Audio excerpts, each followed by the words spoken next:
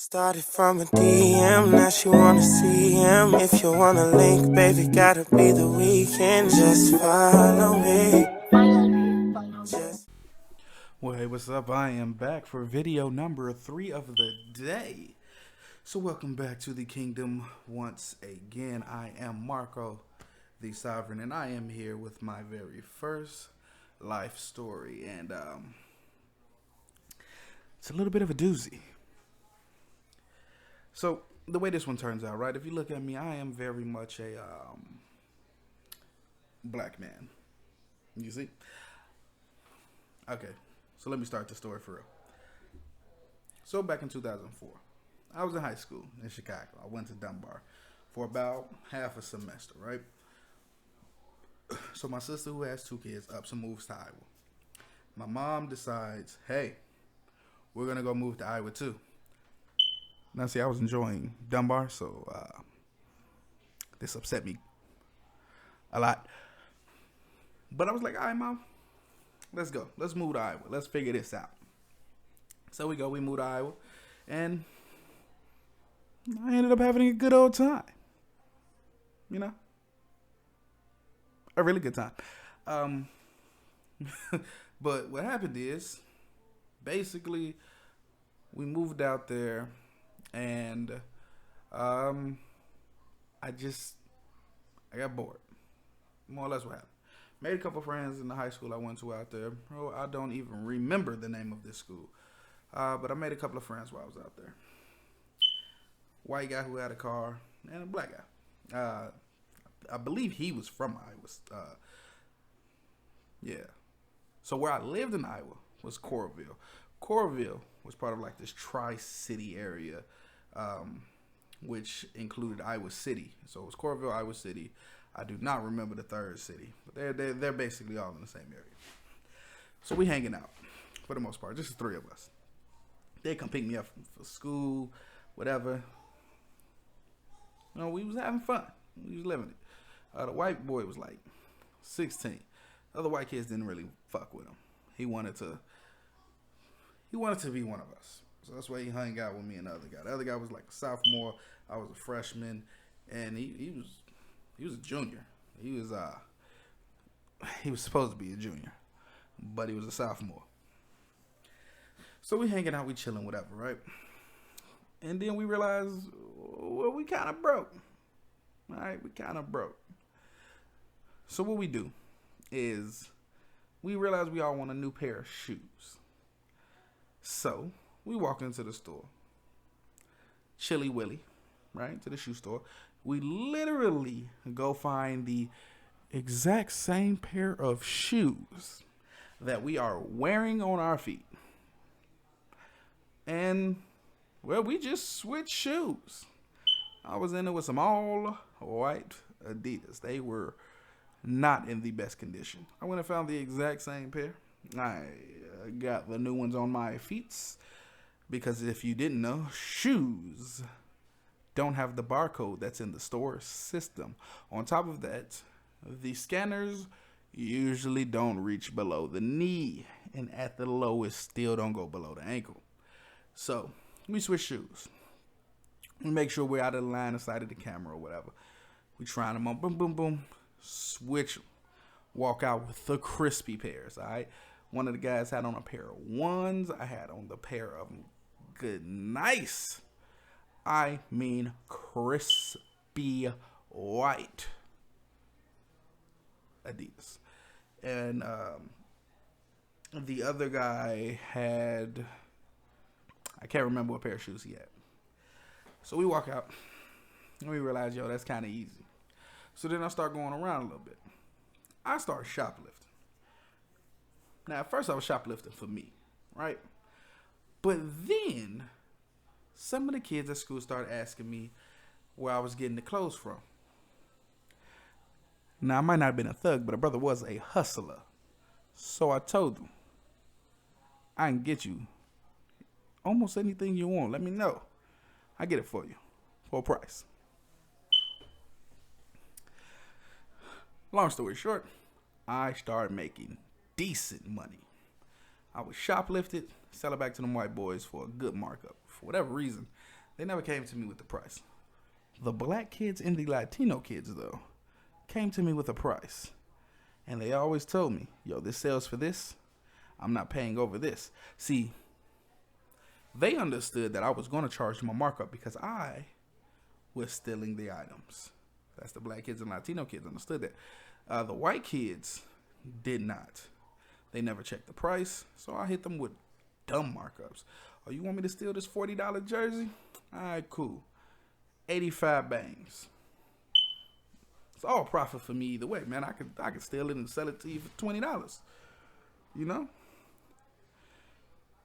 So, black kids and Latino kids knew I would be selling at a markup. Not a markup of the store, but a markup of usual acquired items, I would say. So basically, usually 40 bucks shirt or whatever, people were selling them at 20. I was selling them at 30. Cause I would bring it straight to the school to you. You ain't have to come find me. You could come place orders with me. So yeah, I was charging more than them other guys. So that goes on for a little while, right?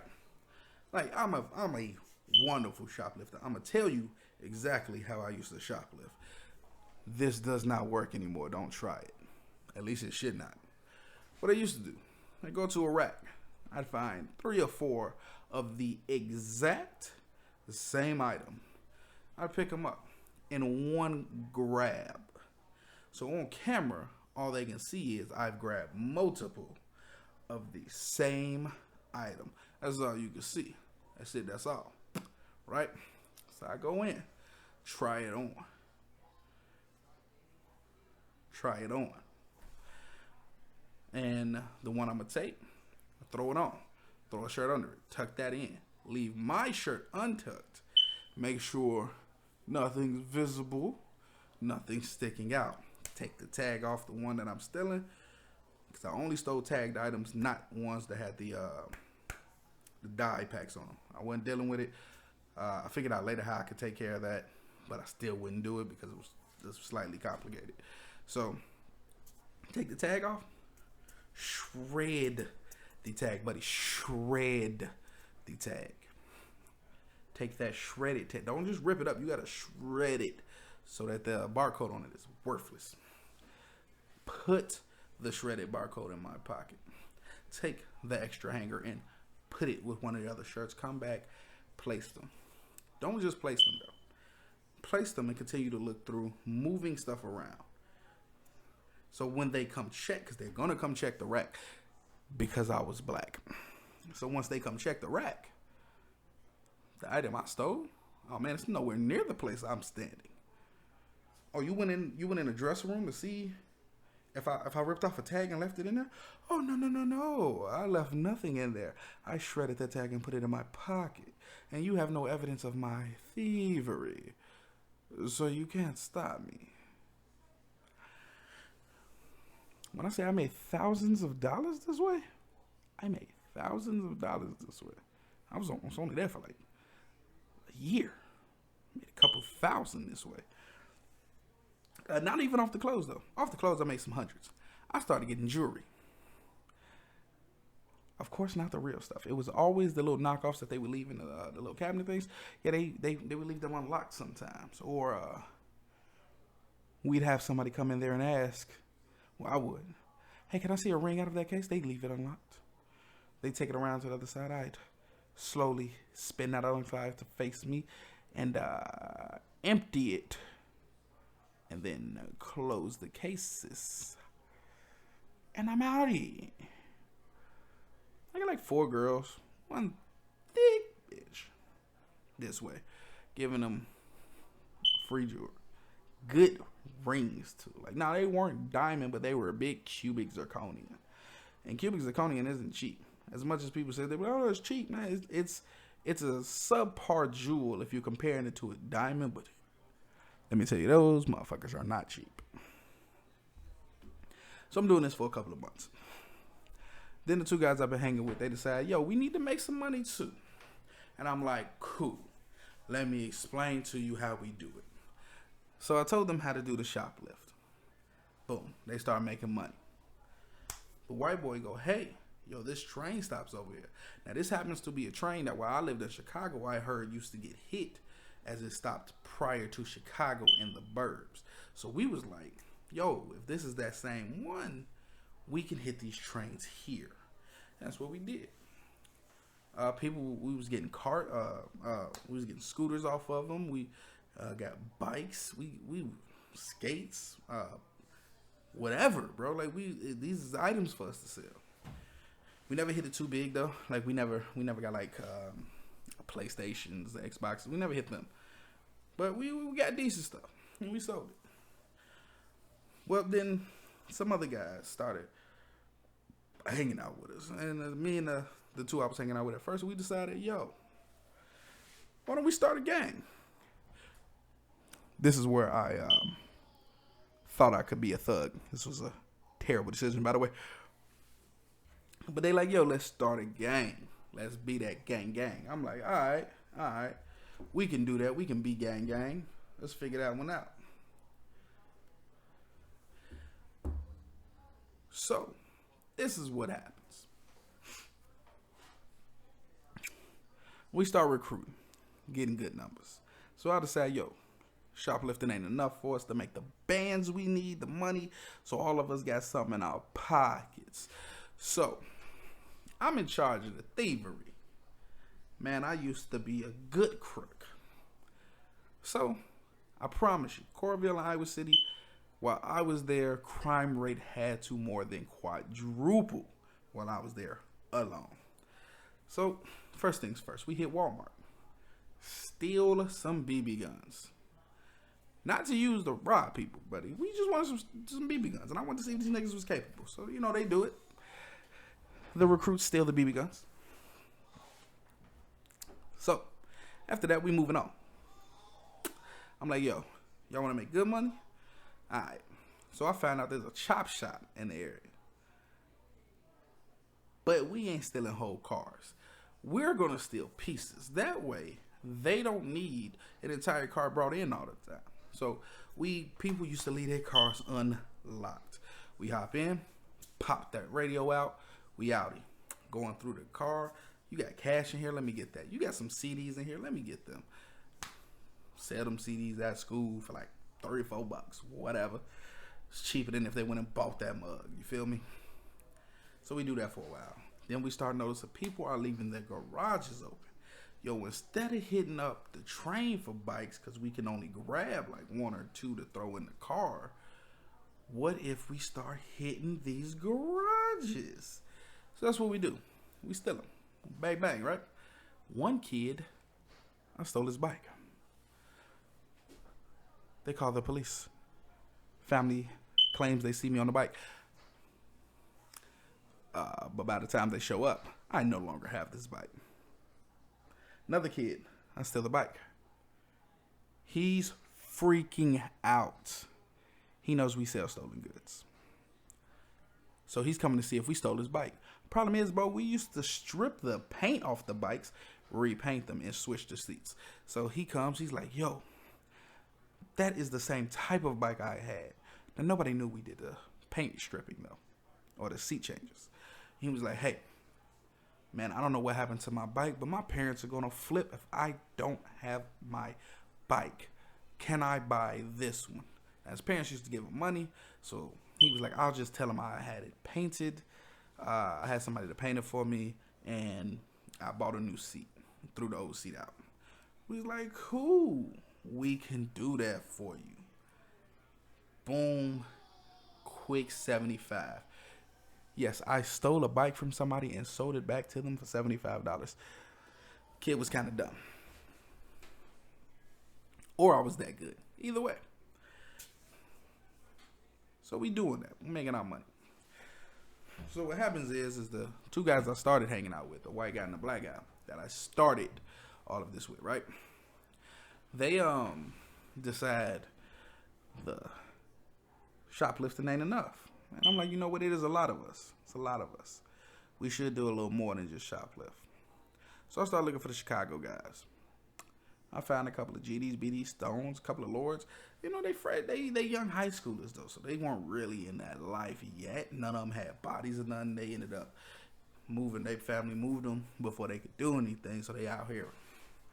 But they were dumb. Let me tell you, I might not have been a thug, but like I said, I was a hustler, and my brother was smart. So of course I used that to my advantage. So I went and found them. Now we got numbers. All right, they strong arms. So we using them to strong arm. Period. So that goes on for a while. So now we done branched out. We actually got 3 different branches of crime, right? You got me, petty crime, shoplifting, and stuff like that. I no longer do the cars. We would let somebody else do that because what they would do is they had a couple of people who had connections with the chop shop, and they would steal the cars, get it to the chop shop, get a better price, and get more money back to the group. So I was just stealing. Go to the mall, go to the store, whatever. The white guy and the black guy got with the Chicago guys, and they decided they wanted to strong arm too. Then it was like strong arming ain't enough, so they go get them some guns. And so I was like, you niggas is wild. So they go get them some guns. I don't even know where they got real guns in Iowa City. This is back in 04. When nobody toting pistols out there in 04, bro. Nobody had no burner. Ain't nobody had no 9, bro. Ain't nobody had no fucking ooze. Like, where'd y'all get these? But whatever, they came up on them. So they hit me with, yo, we finna go hit up this gas station, man, you know? There's not a lot of police out this way. You wanna come with us? I'm like, yo, I ain't with that one. He's like, man, you a bitch. I'm like, yeah. Nah, bro, I just got something else I gotta do. Look, man, I want that type, but you ain't gonna call me a bitch. I had to find a way out of it, though, because I wasn't that type. They go rob the place. Get away with it. Come back with like 700. Not a lot, just a little gas station. You know? But, you know, they hit a couple of places. They ain't start robbing people. Then, see, I was the founder. We called ourselves CVCH, by the way. Corville Hustlers, if you're wondering. So these niggas, they decide they want to lead. I'm like, bro, take your people and just roll. We ain't finna do all of that. So they cool with it, right? They're like, cool. So they break off. They go do their own thing. Something happened. And these niggas come and be like, yo. They basically hit us with the Benny Siegel. Get down or lay down. If you lay down, you stay down. I'm like, bro, who you talking to? I want a thug. But I want no bitch either. So they're like, what you mean? What's up? Now we all had some rapport with each other. And none of them had caught a body before. So all of they guys, my guys, every time we saw each other, scrap session. Bro, when I say we used to fight like it was West Side Story out here, bro, we was throwing hands every time. Ridiculous. We ended up having a little peace summit, and that calmed down, right? Calmed down. So time passes or whatever. They doing what they doing. It's not interfering with our money. We doing what we doing. You know, I'm still in charge of who I'm in charge of. I had a good 50 plus people under me. I was 14 and an OG. That made no sense. I should have never done this. By the way, whole thing was ridiculous. But then, for me, it fell apart. So this white boy shows up. He's like, hey, I want in. I'm like, yeah, man, I don't know you. It was the Asian cat that was in the crew that I was cool with, though. He's like, nah, I know him. He good. I'm like, all right, he good. All right, we're going to give him a shot. So I'm like, yo, come do the shoplift, you know. I ain't want to put him with the people doing the car stuff. I ain't trust buddy. Nigga look like, if he would have messed up, he would have messed up. So I'm like, all right, come on, I'm going to put you in, right? So, teaching them to shoplift. I tell them the strategy. Same strategy I just explained to you, Mugs, earlier about going in to the dressing room. You know what he does? And do you know what he does? Buddy walks up to the rack, grabs off the rack the hanger, takes the item off of the hanger, puts the hanger back, tucks it in his pants at the close.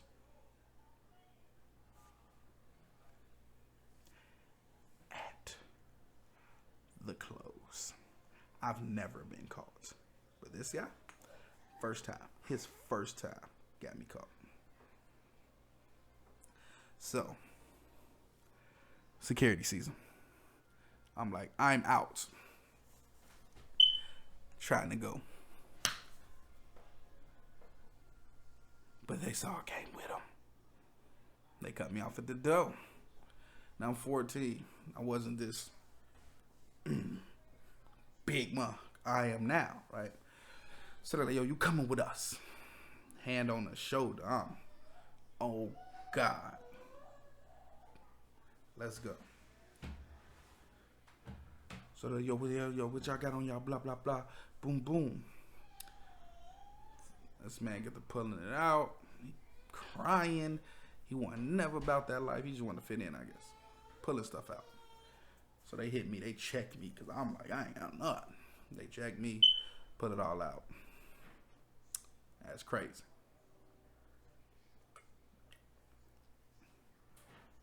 So, mall security called the police. Well, Macy's security called mall security. Mall security calls the police. Police come grab me, call my moms. I'm down for shoplifting. Cool, whatever. Lifetime ban from Macy's. Nationwide, that didn't work. I ended up working for Macy's at one point. And a 6-month ban from the mall. I went back to the mall the next week. What were they gonna do? They were just gonna stop every black kid and be like, you look like this guy. So after that, next time I saw dude, he came to apologize. And me and the guys beat the brakes off of him. Stumped his little white ass. He was upset. But he didn't call the police. I don't know what he told his mom when he got home. Because she should have called the police. We beat him. And then like 3 months later, he showed back up. He like, yo, no, it's 3 weeks. I don't know why I said 3 months. 3 weeks later, he shows back up. He's like, yo, let me get another chance, blah, blah, blah. I'm like, all right, give him another chance. So we like, we need you to go distract the lady at this fair that was going on. So we can get our tip jar. Our tip jar had to have a couple hundred in it. So he talking to her. I snuck up behind her. As I reach in the window to grab the tip jar, because it's a 2-window cart, he asks for something that's on the reverse wall next to the tip jar that my hand is currently on. She turns around, sees me. I say, fuck it, snatch it, and I run.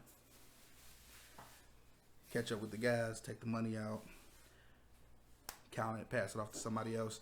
Next thing I know, I hear somebody go, yo, there they go. We all take off again. We running past this swimming pool. I throw the jar with the hopes of it's going to make it in the swimming pool and sink. Nobody going to find it. I was wrong. At the very least, I was like, maybe it hit the concrete and break. I was wrong too. So it got over the gate and landed straight in the grass. Perfectly intact. All type of evidence. So we keep running. Then we hear, yo, stop where you at or I'm going to shoot. 14. I'm not even thinking of zigzags. I'm like, all right, buddy got a gun. Let me just stop. So I stop.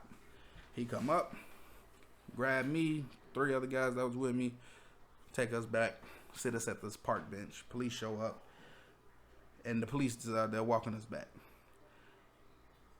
And one of the cops, because we walk right past the swimming pool, happens to look over and go, hey, what's that over there? Now, this is a very unique jar. The lady came with the police. She didn't come with the guy who was chasing us. The guys that was chasing us. She looks and goes, that's my tip jar. This cop scales this easily 20-foot gate like it's nothing. Jumps over, grabs it, throws it back over. to his partner who catches it, hops back over. I'm like, y'all wild. So, after this time, this is the second time my mom had to come get me from the police. She sends me back to Chicago. It's supposed to be for the summer. I was supposed to come back, stay with my sister, and while I'm staying with her, next thing I know, my mom, after a couple of weeks, mom pulls up in the backyard and was like, "Hey, we live here now." Mind you, I had a court date at this point. All right. Now, I was a minor. I didn't go to this court date, but I also didn't get a warrant for my arrest because I was a minor. Long story short, long story short, I'm lying. This is a long story long. Basically, I made a stupid decision. I thought I could be a thug. You know why I thought I could do this? Because I was not a thug in Chicago, and I was like, why not reinvent who I am in Iowa? Everybody thinks everybody from Chicago's tough anyway. Who's gonna pull my card? I had niggas from LA and New York in the crew up under me. No hezzy. Niggas from Atlanta under me. Just because I was from Chicago. So let me tell you, everybody from Chicago not a thug. We ain't all tough. And at that time, I was more or less, I was a coward, man. I was a little nerd. But I revamped myself out there, made myself something I wasn't, and I kept trying to be more, trying to be better, for whatever reason. This was a terrible decision on my part. Should have never thought about doing this, trying to be a thug. I was no thug. I was a nerd. And when I came back to Chicago, I embraced that. I joined the band at South Shore. It's just what it is. But that was the story of the one time that I thought, why not try to be a thug?